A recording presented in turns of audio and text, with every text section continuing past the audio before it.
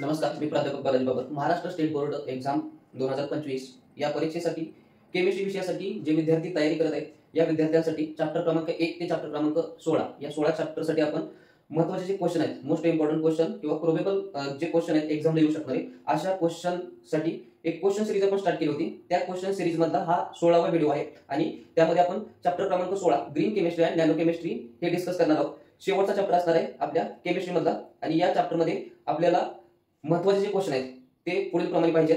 Heading टाका chapter क्रमांक 16 green chemistry and nano chemistry. याच्यामध्ये जे 12 प्रिन्सिपल आहेत त्याच्यामधल्या 5 प्रिन्सिपल वरती आपल्याला फोकस करायचा आहे. त्यामध्ये काय काय असणार आहे हेडिंग टाका प्रिन्सिपल्स. याच्यामध्ये पहिलं जे प्रिन्सिपल आपल्याला लक्षात ठेवायचं आहे किंवा ते महत्त्वाचं असणार आहे ऍटम इकॉनॉमी. ठीक आहे. त्यानंतर दुसरं जे प्रिन्सिपल असणार आहे use of catalyst.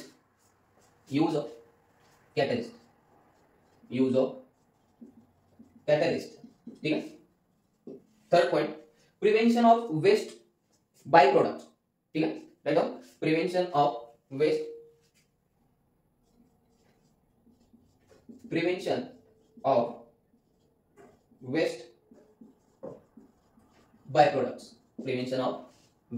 By product.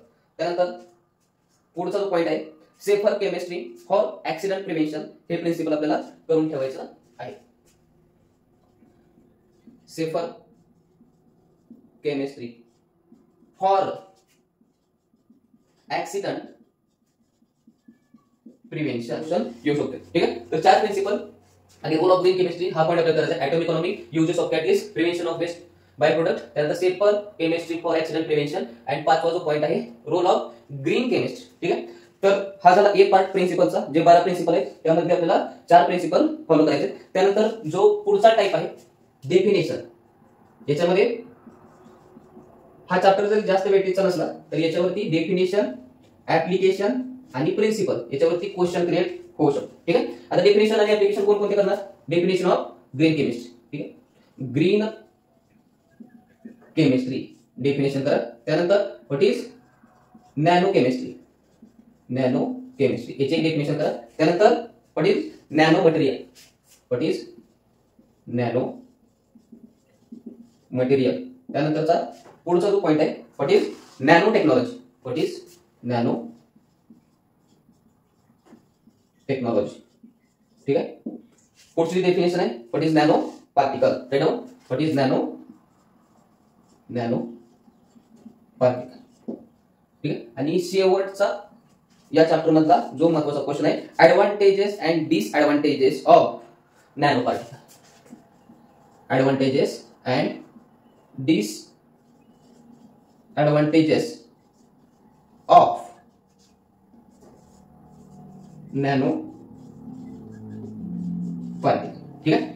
तर एवढे क्वेश्चन आपल्याला ग्रीन केमिस्ट्री आणि नॅनो केमिस्ट्रीसाठी पाहिजे. समराइज करू परत एकदा. ग्रीन केमिस्ट्री आणि नॅनो केमिस्ट्री मध्ये आपण काय काय बघायचं आहे? प्रिन्सिपल, डेफिनेशन, ऍडव्हांटेजेस, डिसएडव्हांटेजेस आणि ऍप्लिकेशन. या बेसिस वरती 1 किंवा 2 क्वेश्चन विचारले जातील. त्यामध्ये तुम्हाला जेवढे महत्त्वाचे क्वेश्चन वाटतील तेवढे महत्त्वाचे क्वेश्चन याच्यामध्ये काढले. परत एकदा समराइज करू. Principle, atom economy, use of catalyst, prevention of waste or by product, safer chemistry for accident prevention, role of green chemistry, definition आणि ऍप्लिकेशन मध्ये डेफिनेशन विचारले जातील. Green chemistry, nano chemistry, nano material, nano technology, nano particle आणि advantage and disadvantage of nano particle. ठीक आहे. तर आपल्या या मोस्ट इम्पॉर्टंट क्वेश्चनच्या सिरीज मधला हा 16 नंबरचा चॅप्टर आपण कंप्लीट केलेला आहे. ठीक आहे.